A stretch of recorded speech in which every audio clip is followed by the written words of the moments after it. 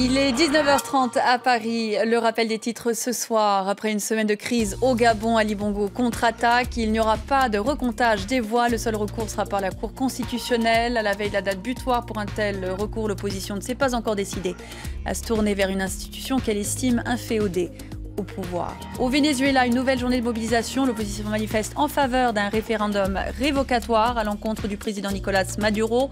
Ses partisans défileront en faveur de la paix. En jeu, un possible changement de système après 18 ans de chavisme dans le pays.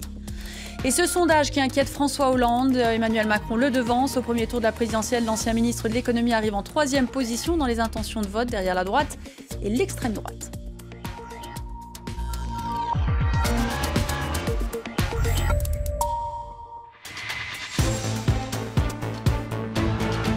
Bienvenue dans la deuxième partie de notre débat consacré ce soir à la menace terroriste en France. Nous parlions à l'instant, Claude Moniquet, de ces centaines de djihadistes français ou résidant en France actuellement sur le territoire irakien et syrien et de leur retour possible. Comment on va le gérer?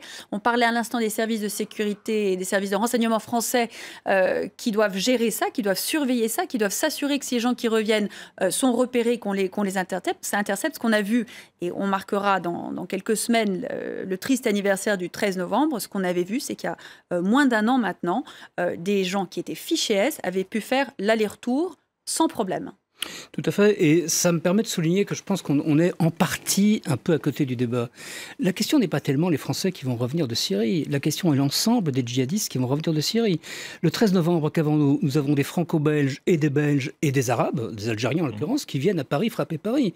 On a des Arabes arrêtés, des gens de nationalité arabe, je veux dire, enfin d'un pays arabe, arrêtés dans un centre de réfugiés en Autriche, qui étaient là pour commettre des attentats en France. Je veux dire, la menace est multinationale. Médine Mouche français va tuer à Bruxelles. Donc on peut très bien imaginer, on va se braquer sur les Français, on peut très bien imaginer que demain, on ait 3 Allemands qui passent la frontière et qui tapent Strasbourg.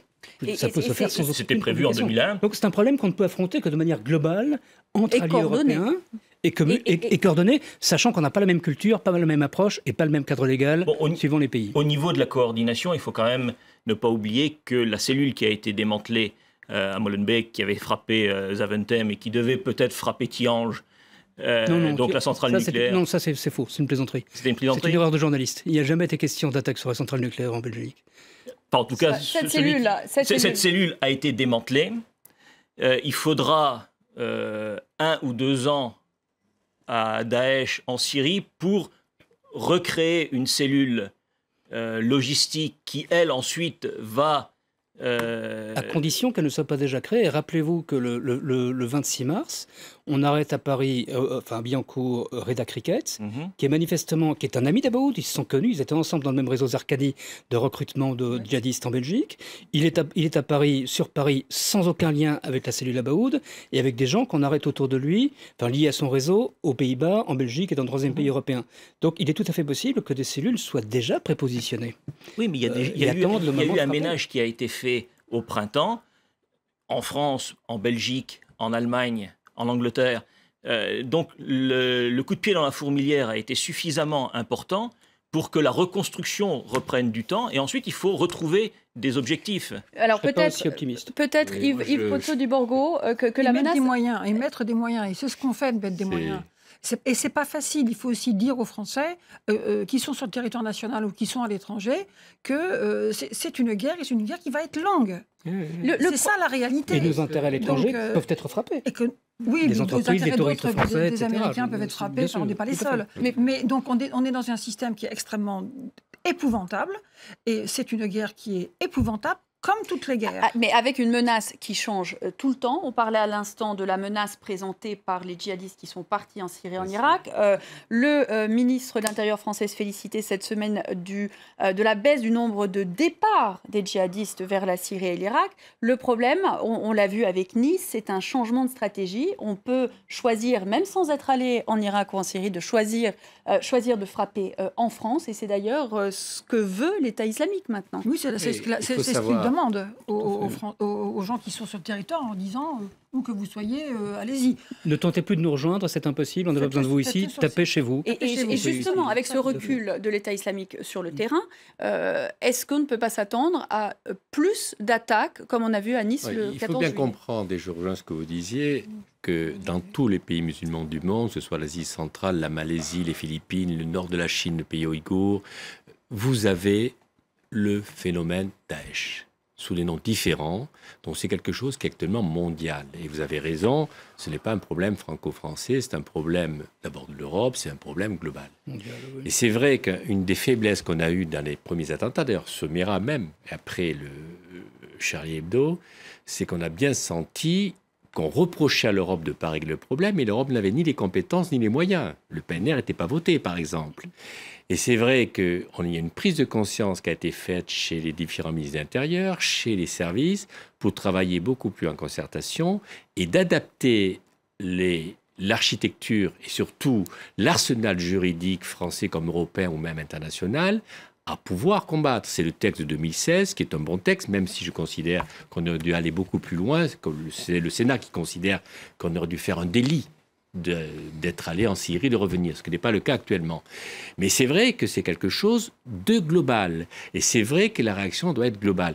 Mais je suis très surpris par mon voisin à gauche, je suis bien que je sois centriste, parce que moi je crois qu'il y a quand même un danger potentiel qui est fort et qu'on ne maîtrise pas. Et je rejoins ma collègue socialiste, et on ne maîtrise pas les gens. Quand on détermine, quand vous citez l'exemple de cette personne à Montpellier, il y a eu un délit puisqu'elle faisait passer des bandes vidéo de meurtres en Syrie. Mais on a mis les moyens pour arriver à le voir. Bien sûr. Et ça, c'est tout le travail du renseignement. C'est très important. Le problème, c'est que sur prenons le chiffre de 800 ou 900 qui peut être contesté, il y a à peu près un tiers qui va être arrêté parce qu'on aura les preuves de délit ou de crime là-bas. Mais vous avez les 2 autres tiers, les femmes comme les enfants. Il faudra arriver à déterminer la possibilité. C'est là que l'état de droit fonctionne.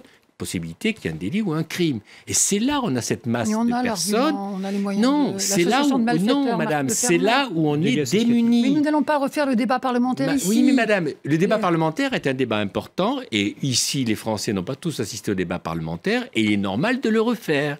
Parce que cette partie, et là, le ministre de l'Intérieur lui-même qui est inquiet, le Premier ministre est inquiet, parce qu'ils sont quand même très impliqués dans ce dossier-là, nous dit lui-même que c'est un problème, madame. Et nous, on n'a pas eu les bases juridiques pour régler je pense que nous les avons. Je pense que sur le fond, je pense que nous les avons. Nous avons une divergence. Voilà, non, mais voilà, c'est pas de problème. Mais voilà. Il n'empêche qu'aujourd'hui, la question, c'est pas seulement ceux qui vont revenir, c'est qu'on en a un certain nombre qui sont présents ici. En plus, bien sûr, on est d'accord. Qui peuvent aussi, on va dire, péter un câble. On est d'accord. Et qui restent dangereux, juste sur le lieu de détention, comme on l'a vu, avec cette histoire de la prison de Nîmes. Mais bien sûr, bien sûr. Là, on a encore à renforcer des choses. Un nouvel aspect du problème qui se présente et qui est loin d'être résolu. C'est pas un nouvel aspect, c'est l'aspect du problème. La détention des... Mon voisin croit que j'ai minimisé le problème. Non, le danger existe, il est réel, mais il ne faut pas non plus le fantasmer, il ne faut pas non plus y voir, le minorer, il faut le voir tel qu'il est. On est face à un problème qui est multiforme, qui est même largement dépendant de la situation à l'intérieur du pays. La France, pas de ce qui se passe en Syrie. Et pour ceux qui sont en Syrie, on en a déjà une bonne partie qui sont rentrés, même sur les 689 qui sont donnés. Il faut lire les documents complètement et voir les constats qui sont faits. Ces gens qui sont rentrés n'ont pas tous causé un attentat, pour une simple et bonne raison, c'est qu'à un moment donné, ils sont passés devant un juge, mais qu'avant, ils sont passés dans les locaux des services de renseignement où ils ont été débriefés, où on a pris leur pédigré, où on a pris la décision ou non de l'inscrire en fiche S, où on les a retournés ou non pour qu'ils puissent continuer à faire leur travail d'information. On ne sait pas tout, mais on ne sait pas tout pour une simple et bonne raison, c'est que le terrorisme est une menace qui peut surgir à n'importe quel coin de rue. Oui, c'est la raison pour laquelle moi je pense, et je l'ai dit régulièrement, mais c'est aussi dans le rapport, qu'il faut former les gens à la population française et il faut qu'elle prenne conscience que la menace est là. Et que donc il ne faut pas hésiter à signaler.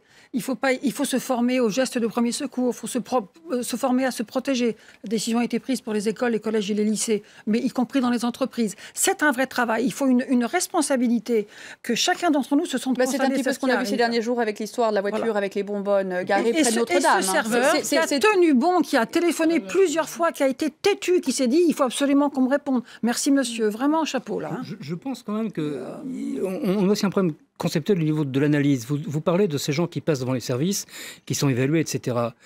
Les Kouachi avaient été évalués.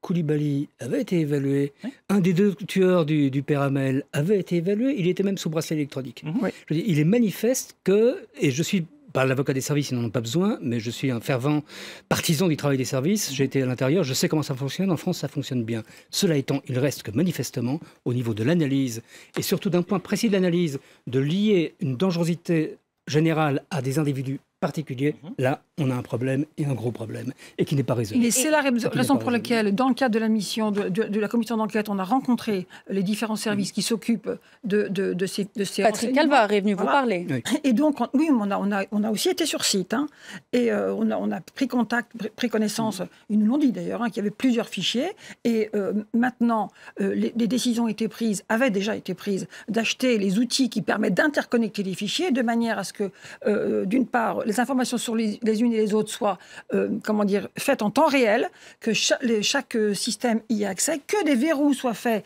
pour que ce soit les bonnes personnes qui les regardent, et ni une seule, ni tout le monde. Hein, donc toutes ces procédures, et les services sont en train de les mettre en place, ça a commencé et c'est en place. C'est un travail de titan, c'est un travail de fourmi. Alors c'est un travail qui a été fait, un travail très important. Et qui continue à être fait. Qui continue, Claude Moniquet, mais est-ce qu'on peut arriver au bout de la chose? Finalement, vous parliez de cette menace qui change, qui se transforme, de ceux qu'on avait vus ces derniers mois, qui étaient fichesses, qui avaient des bracelets électroniques, qui ont quand même trouvé la faille dans le système pour aller attaquer avec une détermination pareille. Qu'est-ce qu'on peut faire contre ça? D'abord, je pense qu'il ne faut pas confondre la menace et Daesh. Daesh, c'est un moment, c'est un instant dans l'histoire, c'est un instant de la menace. La menace, c'est le salafisme djihadiste, qui est en route depuis des dizaines d'années et qui continuera à fonctionner, qui est parti pour fonctionner des dizaines d'années. Si demain Daesh est écrasé, ce qui n'est pas le cas aujourd'hui, une autre organisation surgira à un moment et prendra le relais, comme Al-Qaïda il y a 10 ans. Et Al-Qaïda est de retour. Al-Qaïda est de retour. Donc, on est en face d'une situation à laquelle il faut, et là je vous rejoins en grande partie, il faut se préparer, on est en guerre, à une guerre longue, c'est-à-dire une guerre qui durera 25 ou 30 ans. Ça va durer au moins une génération. Moi je disais 15. Avec différents... 15, je disais 15 ans. Avec différents niveaux de menaces à différents moments et une menace qui s'incarnera de manière différente. Mais on est parti pour quelque chose qui est très très long. Et on n'est pas au milieu, on est au début. Oui. Il faut se préparer aux gestes de premier secours. Il faut se préparer comme on se prépare. On doit se préparer pour des tremblements de terre. Et ce que l'Italie n'a pas fait. Ce que le juge Trevidic appelle vivre l'Israël. Oui, moi, je suis moins convaincu. Parce que la question d'Israël, d'abord, c'est des pays qui sont très importants politiquement, mais c'est quand même des petits pays avec des frontières armées. Tout à fait. Mais donc, il faut faire très attention à la comparaison. Il faut traiter le problème globalement. Il faut le traiter à un niveau sécuritaire. Pour l'instant, on le fait, plus ou moins bien, mais on le fait. Mais il faut le traiter également socialement, il faut le traiter culturellement. Et ça, malheureusement, notre pays n'est pas armé pour traiter les racines du problème. Parce que les racines, on ne va pas les chercher en Syrie. Les racines, elles sont en France. Est-ce qu'il faudra qu'on elles ne sont pas qu'en France. Moi, je ne suis pas d'accord avec ça. Il y a une crise fondamentale à la fois dans le monde arabe et dans le monde musulman que nous ne pouvons pas régler. C'est pas tout seul, en tout cas. Et aux musulmans de le régler. Et nous en souffrons par ricochet. Et aussi, nous avons nos propres problèmes, bien entendu. Mais une interaction...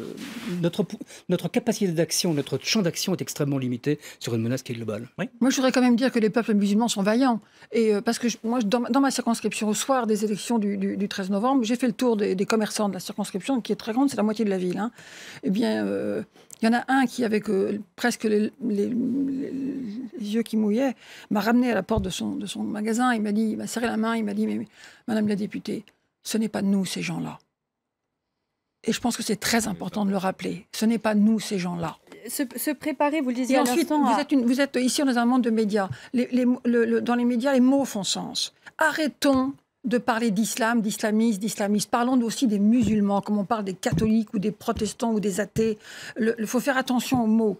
Les musulmans ne sont pas tous des intégristes, ne sont pas tous des islamistes. Et donc de dégrafer les noms, parce qu'il y a une douleur qui se crée dans ces milieux, qui peuvent aboutir aussi à ce que de temps en temps, eh bien, un garçon ou une fille partent du mauvais côté. Donc il faut une grande bienveillance et en même temps une grande vigilance. Pour revenir à la question sécuritaire, Yves Pozzo-di-Borgo, est-ce qu'il faut qu'on se prépare à renoncer donc à une partie de nos libertés finalement? Non. Moi je pense pas. Sérieusement, je pense pas.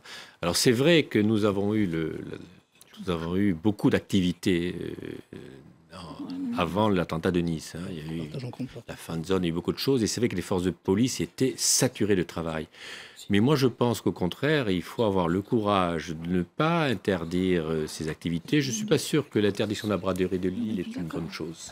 Je crois au contraire qu'il faut montrer que la vie continue, que les Français sont conscients de ce qui peut arriver, que nous avons des services qui sont efficaces et que nous devons, au contraire, ça serait une victoire des djihadistes ou des terroristes si nous abandonnions notre vie quotidienne. Il faut être prudent, comme le disait ma collègue, il faut que les Français prennent conscience que ça peut arriver, mais il ne faut pas non plus rentrer dans une logique paranoïaque, ce genre de choses. On a senti quand même une différence après l'attaque de Nice. Il y avait cette espèce de ras-le-bol de la population locale. On avait vu le Premier ministre huer quand il était venu sur la promenade des Anglais. On a eu l'impression que finalement, la chose était allée tellement loin, c'était une attaque de trop, c'était un espèce de ras-le-bol. On veut plus de sécurité. Peut-être que le public français se prépare justement à cette guerre dont vous parliez et demande. Je pense qu'on est passé cet été à côté d'événements extrêmement graves. On a eu Nice, on a eu 2 semaines après, l'épouvantable assassinat du père Hamel. C'est la première fois depuis les guerres de religion, c'est-à-dire depuis 5 siècles. Qu'en France, on tue un ministre du culte sur son lieu de culte. Si on avait eu la malchance d'avoir un 3e incident d'une nature symbolique importante, par exemple, les écoles étaient fermées, mais un camp de jeunes, etc., on aurait pu connaître des incidents graves. C'est ce qu'a dit Patrick Calvar, qui a dit qu'il craignait, quand il est passé dans la commission, qui a dit qu'il craignait de voir se dérouler des incidents qui mettaient en cause des extrémistes qui voudraient faire payer l'ensemble des musulmans les crimes des terroristes. On est très près de ça, et c'est ça que veut Daesh. Ce qui veut dire que dans les attentats auxquels nous devons nous attendre, on doit s'attendre à un climax dans l'horreur. On n'a pas vu le pire.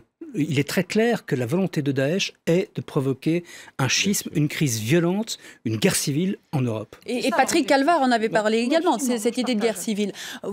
C'est pour ça qu'il ne faut pas tomber dans le panneau. Mais vous êtes d'accord, on doit s'attendre à pire. En France. Non, on doit se préparer à pire. C'est pas du tout pareil. C'est pas qu'en France. C'est pas qu'en France. C'est l'Europe qui est touchée.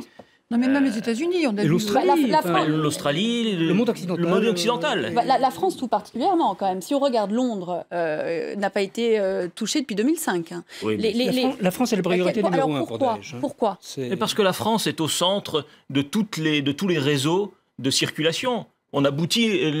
Après, il faut prendre le bateau pour aller en Angleterre. On traverse la France quand même de partout. Tout le monde traverse la France, qu'on vienne d'Italie, qu'on vienne d'Espagne, c'est-à-dire qu'on vienne du Maroc, qu'on vienne de Libye ou qu'on vienne de Turquie.